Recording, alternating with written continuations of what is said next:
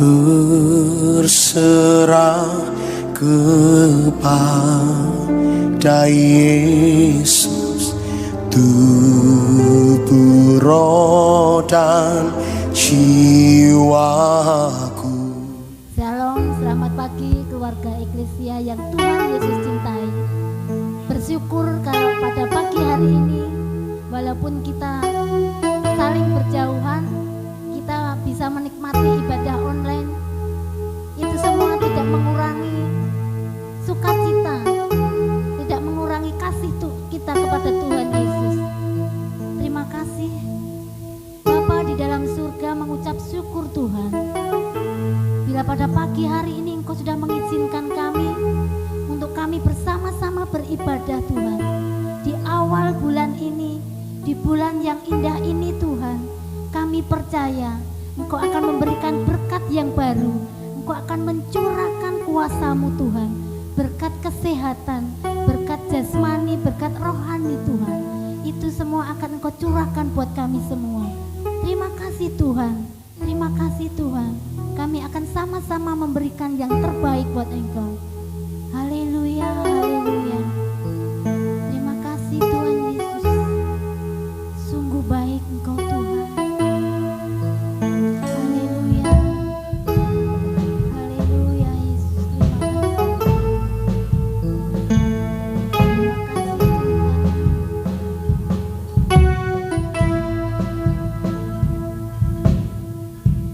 Banyak yang kau perbuat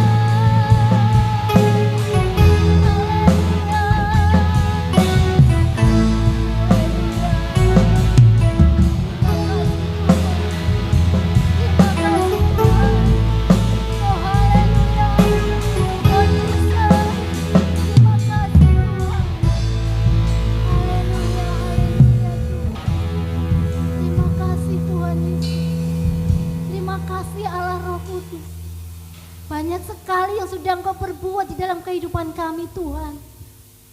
Oh haleluya, bersyukur Tuhan. Buat pagi hari ini Engkau sudah memberikan kami kehidupan yang layak Tuhan. Walaupun di dalam situasi seperti ini Tuhan, walaupun pandemi masih melanda Indonesia Tuhan, namun kami percaya apa yang sudah Engkau perbuat buat kami. Bila Engkau sudah mengizinkan ini semua terjadi, kami percaya Engkau akan memberikan jalan keluar buat kami Tuhan. Terima kasih Tuhan, kami mau terus bersorak buat Engkau. Kami percaya bahwa Engkau adalah Tuhan kami yang maha besar. Terima kasih Bapa di dalam surga. Mari sama-sama yang percaya dengan saya, yang percaya yang saat ini mengikuti ibadah online, kami yakin dan percaya lawatan kuasa Roh Kudus akan terjadi pada saudara semua. Terima kasih Tuhan Yesus. Kami mau menyeruak bagimu, kami mau melompat bagimu. Di dalam nama Tuhan kami Yesus, kami bersyukur. Haleluya, amin. Tuhan kita maha besar. Haleluya, berikan kemuliaan yang meriah buat Tuhan.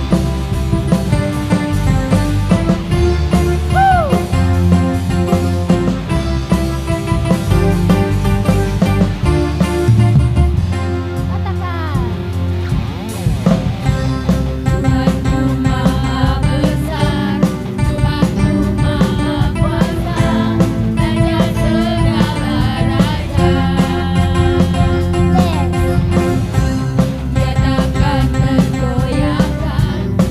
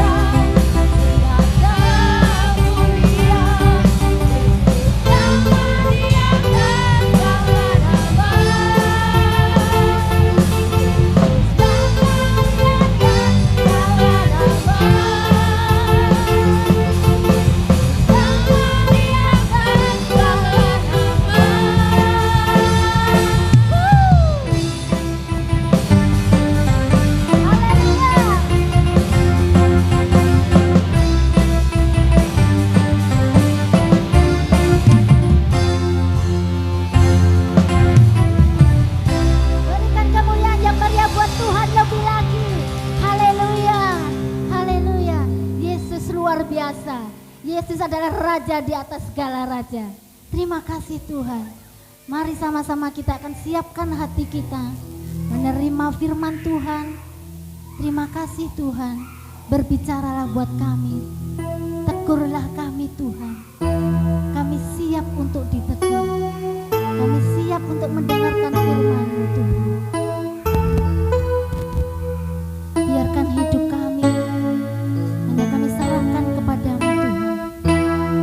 Kami mau Tuhan sampai akhir hidup kami. Kami ingin hidup hanya untuk Engkau Tuhan. Terima kasih Bapa. Terima kasih Tuhan. Terima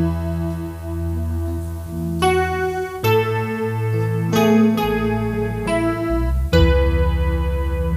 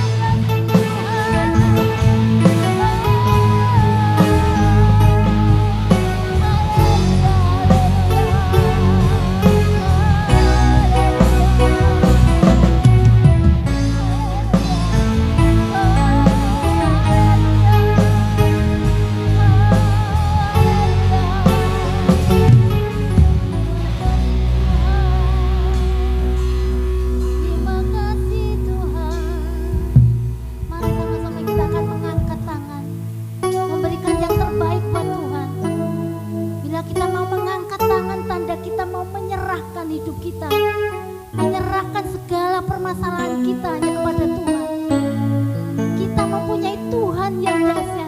Kita mempunyai Tuhan yang sungguh hebat. Tuhan bisa memulihkan apapun keadaan kita. Kalau Tuhan boleh mengizinkan semuanya ini terjadi dalam kehidupan kita. Karena Tuhan tahu bahwa semuanya kita harus menyerahkan kepada Tuhan. Oh haleluya. Sama-sama kita akan mengangkat tangan, mengarahkan kita, memandang kepada Tuhan, berserah. Oh haleluya. Haleluya. Kini aku percaya tiada yang mustahil bagimu. Terima kasih Tuhan. Kuasa-Mu akan menguatkan hati kami Tuhan. Karena hanya satu-satunya kami harus berharap kepada Engkau Tuhan. Terima kasih Tuhan. Saat ini Tuhan, kami berserah kepada Engkau Tuhan. Kami tahu rancangan-Mu adalah indah bagi kami Tuhan.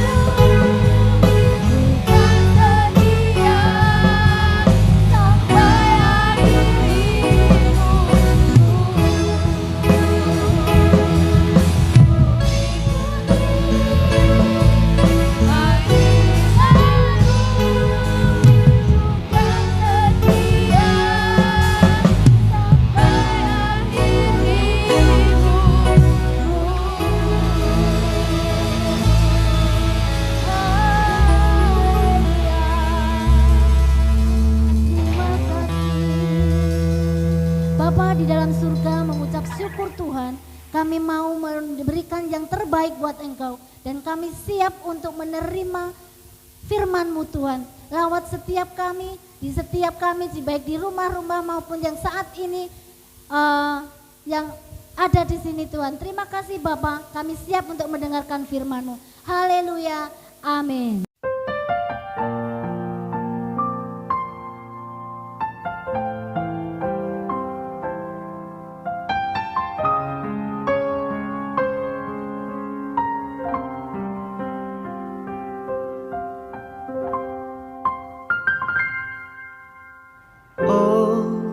To Jesus I surrender all, to Him I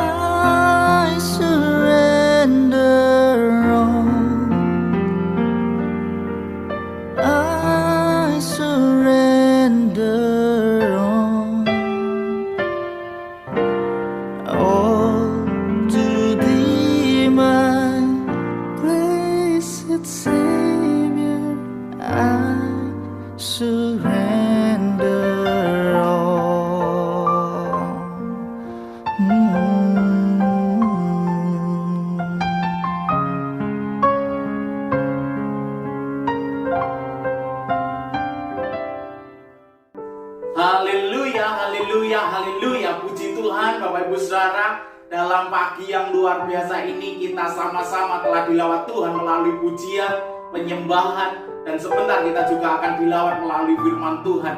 Pada firman Tuhan pagi hari ini saya awali dengan sebuah cuplikan lagu yang luar biasa yang saya ambil dari akun YouTube Ignite GKI. Sebuah lagu yang sudah sangat lama Bapak Ibu, tetapi memiliki lirik yang luar biasa. Lagu yang kita kenal dalam bahasa Indonesia dengan judul Aku Berserah atau juga Berserah kepada Yesus ini pasti sering kita dengar ketika kita berada dalam upacara-upacara tertentu gerejawi seperti pembaptisan atau pentabisan pendeta.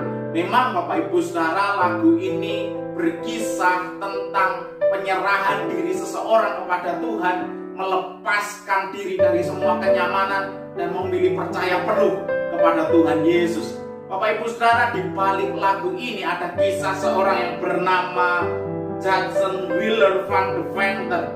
Beliau lahir di Michigan tahun 1855. Dia awalnya adalah seorang guru, saudara-saudara, dan juga supervisor seni di Amerika.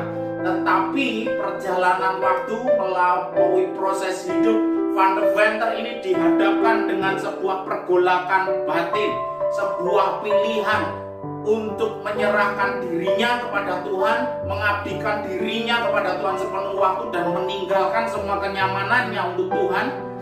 Dan ketika dia mengalami pergolakan batin itulah dia mulai menuliskan lirik demi lirik, kata demi kata dari lagu yang sangat luar biasa ini.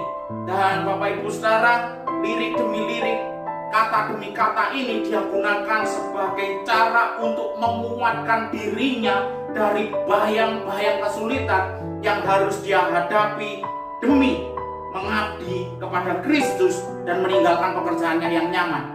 Kisah ini Bapak Ibu Saudara mengingatkan saya dengan sebuah kisah di Alkitab juga yang akan kita lihat bersama. Ada di dalam Markus 12 ayat 41 sampai dengan 44. Mari kita simak sama-sama bagian ini Bapak Ibu.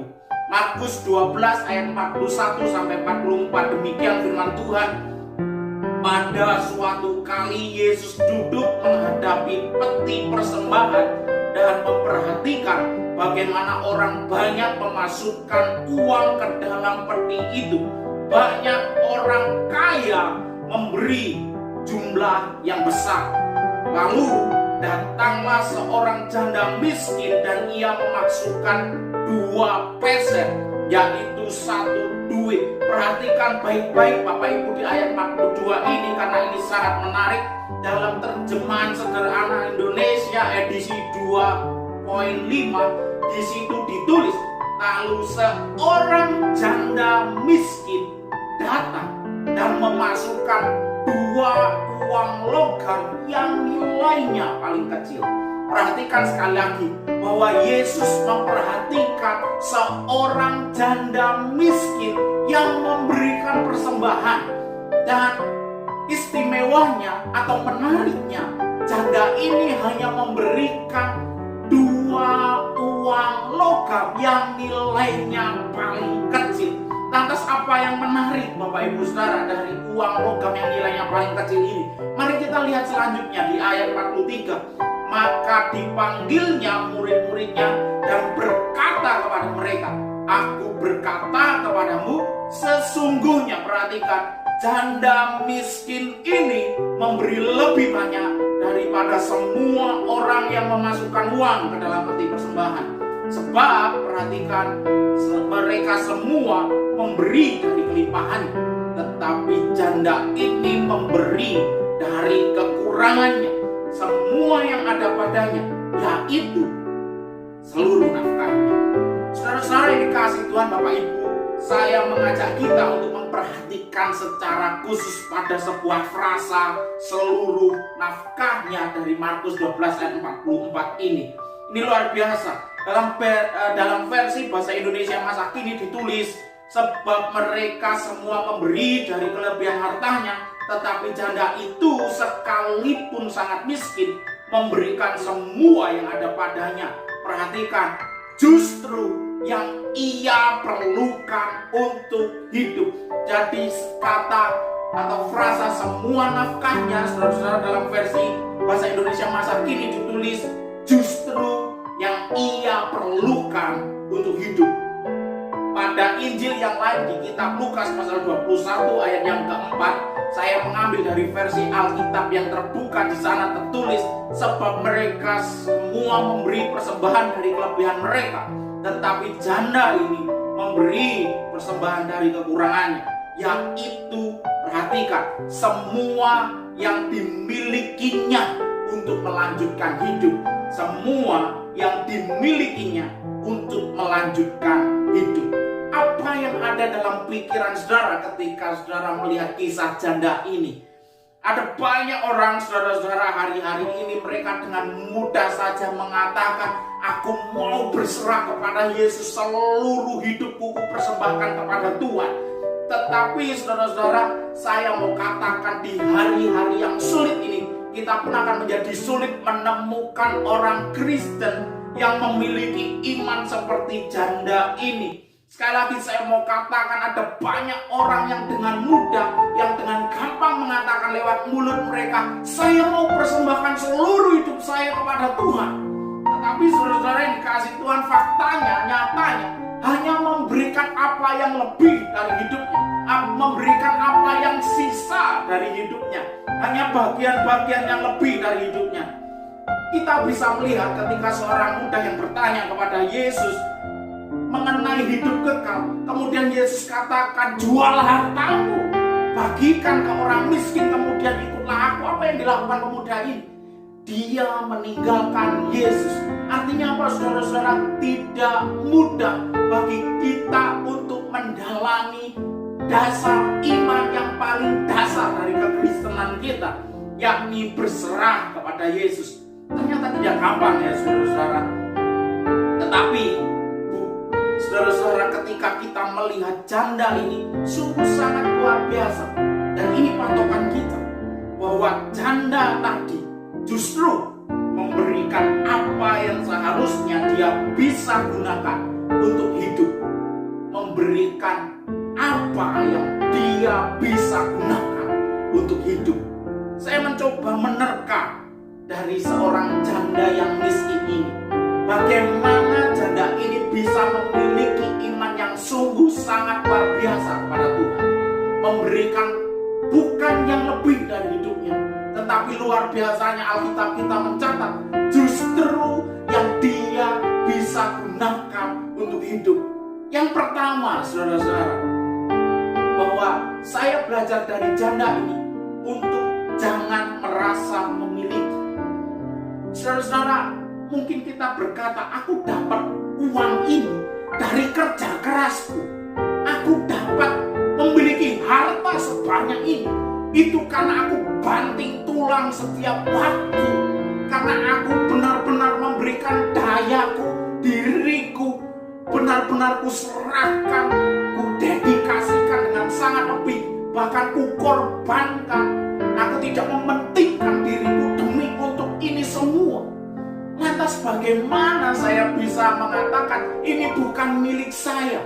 Saudara-saudara dikasih oleh Tuhan, luar biasa saya mau katakan, bukankah kita lebih sering juga mendapati ada pertolongan-pertolongan Tuhan yang tidak terduga yang kita alami? Ada berkat-berkat mengejutkan yang Tuhan juga berikan kepada kita, saudara-saudara. Memang kita mengusahakan ini dengan sekuat tenaga kita. Memang kita berusaha agar kita memiliki cukup uang untuk memberkati keluarga kita. Tetapi saya mau katakan, bagaimana jika yang saudara kerjakan ini tidak diberkati oleh Tuhan? Saudara, bukankah Alkitab yang mengatakan berkat Tuhan menjadikan kaya? Jadi saya mau katakan, apa yang kita bisa nikmati hari-hari ini adalah berkat Tuhan. Lewat pekerjaanmu Tuhan memberkati engkau. Tuhan tidak akan memberkati orang yang malas, Bapak Ibu Saudara. Tetapi Tuhan memberkati orang dengan tangan yang tekun dan rajin. Oleh sebab itu, kalau saudara memiliki kekayaan, keuangan yang lebih dari saudara-saudara yang lain oleh karena saudara mengerjakan lebih banyak hal dengan tangan saudara. Saudara memikirkan lebih banyak hal dengan pikiran saudara. Dan saudara diberkati lebih. Saya mau katakan, itu juga bagian dari berkat Tuhan yang Tuhan berikan ke saudara. Tapi sekali lagi, beranikah saudara menghadapi tantangan seperti janda ini? Bahwa tidak memiliki rasa, tidak memiliki keinginan untuk memiliki apa yang bisa kita nikmati hari-hari ini. Dan saudara-saudara, saya ingin memberikan pesan kepada saudara. Ketika kita belajar menjadi janda seperti janda ini, untuk tidak memiliki apa yang seharusnya bisa kita miliki, untuk tidak memiliki apa yang seharusnya menjadi hak kita. Saudara, saya percaya penyertaan dan pemeliharaan Tuhan itu tidak akan habis buat saudara. Saudara, mungkin di saat-saat seperti pandemi seperti ini, ada banyak orang yang mulai mengeluh, ada banyak orang yang mulai menyerah. Tetapi perhatikan hidup saudara. Apakah saudara dalam keadaan yang kelaparan hari ini? Apakah saudara dalam keadaan yang kekurangan hari ini? Mungkin kita perlu menghemat dalam beberapa sisi dalam kehidupan kita. Tetapi jika kita mau bandingkan dengan orang-orang di sekitar kita, saudara masih mampu bertahan, itu pun karena berkat Tuhan, karena perlindungan Tuhan, karena penyertaan Tuhan. Oleh karena itu saya mau katakan, untuk setiap hal yang kau miliki sebenarnya itu milik Tuhan. Dan ketika hatimu mulai terperdaya untuk mengingini apa yang ada padamu, saya mau katakan, lebih baik mulai alihkan pikiranmu, jauhkan pikiranmu dari hal itu. Dan kembali fokus bahwa berkat ini milik Tuhan yang Tuhan percayakan untuk saya kelola, untuk saya bisa memberkati keluarga saya, untuk saya bisa memberkati orang-orang di sekitar saya, untuk saya bisa memberkati orang-orang yang membutuhkan. Dan ketika itu kita lakukan, saudara-saudara, saya yakin walaupun kita dalam posisi yang terdesak, kita tidak akan berat jika kita dituntut untuk memberkati orang lain. Karena kita tahu uang kita itu, kekayaan kita itu, harta kita itu bukan milik kita, tetapi sesuatu yang dipercayakan Tuhan untuk kita kelola. Kalau itu yang kita pahami, kalau itu yang menjadi pedoman kita, sama seperti janda ini. Janda ini saya pikir mungkin dia pasti diperhadapkan dengan kekhawatiran bagaimana saya besok bisa makan, bagaimana saya besok bisa hidup. Tetapi janda ini tetap memilih memberikan 2 peser yang bagi sebagian orang itu uang logam dengan nilai yang paling kecil. Tetapi mata Tuhan tidak pernah tertipu dengan nominal, bahwa janda ini memberikan apa yang seharusnya dia bisa gunakan untuk hidup.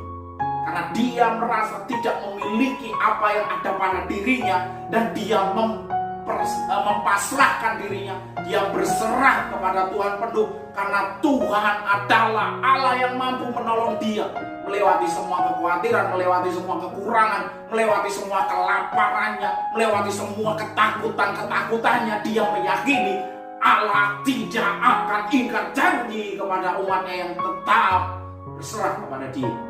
Jadi saudara-saudara dikasih Tuhan, saya mau katakan, serahkan dirimu kepada Tuhan, berserahlah kepada Dia.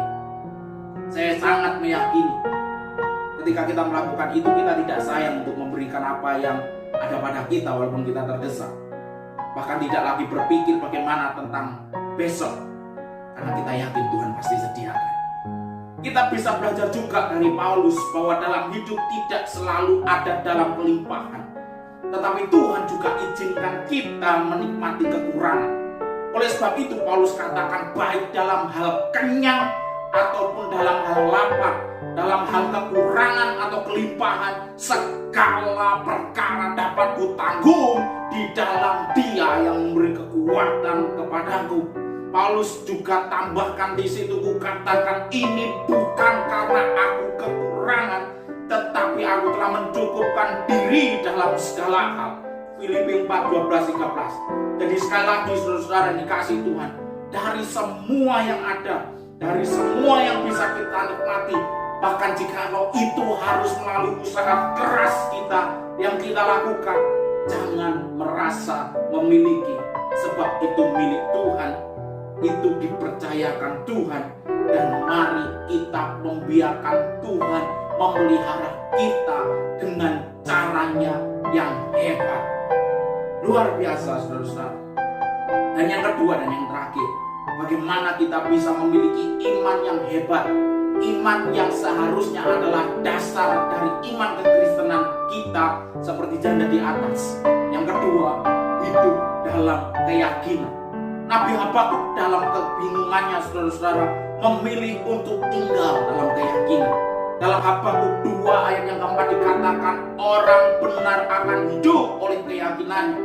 Hidup dalam keyakinan ini juga merupakan wujud fondasi iman Kristen, saudara-saudara. Saya membaca dari buku yang ditulis oleh Rick Warren. Di sana dikatakan ada 3 hal yang dapat mengganggu penyembahan kita kepada Allah. Antara lain keangkuhan, ketakutan, dan kebimbangan. Oleh sebab itu saya mau katakan, hidup dalam keyakinan akan menolong kita tetap bisa berpengharapan di masa sulit. Kalau kita tetap berpengharapan di masa sulit, Bapak Ibu Saudara, Alkitab katakan pengharapan itu seperti sauh yang kuat. Kita bisa menemukannya di Ibrani 6 ayat 19. Saudara tahu apakah yang dimaksud sauh itu, saudara-saudara? Sauh itu jangkar, saudara. Jadi sesulit apapun keadaannya, sesulit apapun kondisinya, saudara-saudara, kalau kita punya pengharapan yang tetap kepada Tuhan, kita akan seperti kapal yang ada di dermaga yang kuat dengan jangkarnya. Jadi ketika ada ombak yang besar datang, ada gelombang yang besar datang menerpa, kita tidak hanyut dan kemudian hancur dan tenggelam. Tetapi kita mungkin masih akan tetap bergoyang-goyang karena ombak yang besar itu. Tetapi kita tidak hanyut. Kita tetap dalam posisi kita yang di tempat kita di mana seharusnya kita kuat, kita berdiri. Seperti kapal tadi, yang walaupun goyang-goyang dia tidak hanyut, saudara-saudara. Itu yang dimaksud sauh yang kuat. Jadi pengharapan akan menolong kita. Sekalipun orang-orang di sekitar kita mulai hancur, mereka mulai menyerah, mereka mulai terisi hidupnya dengan keluhan. Tetapi ketika kita mampu memilih untuk berpengharapan teguh di dalam Kristus Yesus, saudara, saya percaya kok kita tidak akan jatuh. Dan kalaupun kita sempat jatuh, kita tidak akan tergeletak. Karena tangan Tuhan menolong kita. Karena tangan Tuhan menolong kita. Maka Tuhan yang akan membangkitkan kita. Haleluya. Jadi saudara-saudara yang dikasihi Tuhan, tetaplah hidup dalam keyakinan. Hidup dalam keyakinan itu kita wujudkan dengan pengharapan. Dan pengharapan itu seperti sauh yang kuat. Mari kita hidup dalam keyakinan. Keyakinan terhadap apa? Yang pertama, yakin bahwa Tuhan mengasihi kita. Yang kedua, yakin bahwa Tuhan pasti memberkati kita. Yang ketiga, yakin bahwa Tuhan menyertai kita dan tidak meninggalkan kita. Apapun yang kita kerjakan dibuat berhasil oleh Tuhan. Dan yang keempat, yakin bahwa hanya bersama dengan Yesus kita dapat menanggung segala perkara, sebab Dia sumber kekuatan. Haleluya. Jadi sekali lagi di situasi yang sulit ini, saudara-saudara, di situasi sulit sekarang ini, mari kita meletakkan diri kita kepada iman yang paling mendasar dalam kekristenan, yakni berserah kepada Yesus dengan keberanian, tidak merasa memiliki dan percaya pada pemeliharaan Tuhan. Berikutnya yang juga penting ialah kita membangun hidup dalam keyakinan bahwa segala perkara akan dapat kita tanggung di dalam Yesus Kristus yang memberi kita kekuatan. Puji Tuhan, saudara-saudara, Tuhan memberkati. Mari kita berdoa. Bapa di dalam surga, kami bersyukur untuk kesempatan mendengarkan firman-Mu pagi hari ini. Dalam kesempatan ini, kami percaya firman-Mu tidak salah kami dengar. Walaupun di saat hari-hari ini kami merasa keadaan begitu sulit untuk kami jalani, tetapi kami percaya Tuhan akan tetap memelihara kami.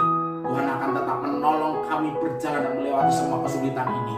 Dan Dan pada akhirnya kami mencapai garis akhir kami, yaitu kemenangan bersama Kristus Yesus Tuhan, Raja kami. Tuhan, kalau kami sempat merasa bimbang, kalau kami sempat merasa ragu, kalau kami sempat merasa takut, ampuni kami. Buat kami menyadari bahwa semua yang ada hari ini itu berkat Tuhan. Bahwa semua yang ada pada kami hari ini untuk kami nikmati itu milik Tuhan. Kalaupun kami memang bekerja dengan keras, kalaupun kami bekerja dengan membanting tulang dengan sangat susah payah, tetapi tolong hati dan pikiran kami bahwa Tuhan memberkati tangan-tangan yang teguh, Tuhan memberkati tangan-tangan yang cekap, Tuhan memberkati orang-orang yang rajin. Dan terpujilah Engkau Tuhan untuk berkat-Mu yang kami terus bisa nikmati di saat orang lain mereka membutuhkan berkat yang mungkin kami nikmati, kami tetap dapat menikmatinya. Dan tolong kami juga Tuhan untuk tidak ragu memberi kepada mereka yang membutuhkan, untuk memberkati mereka. Mungkin kami tidak memiliki banyak, tetapi ajari kami untuk tidak sayang memberi dari apa yang kami miliki kepada mereka.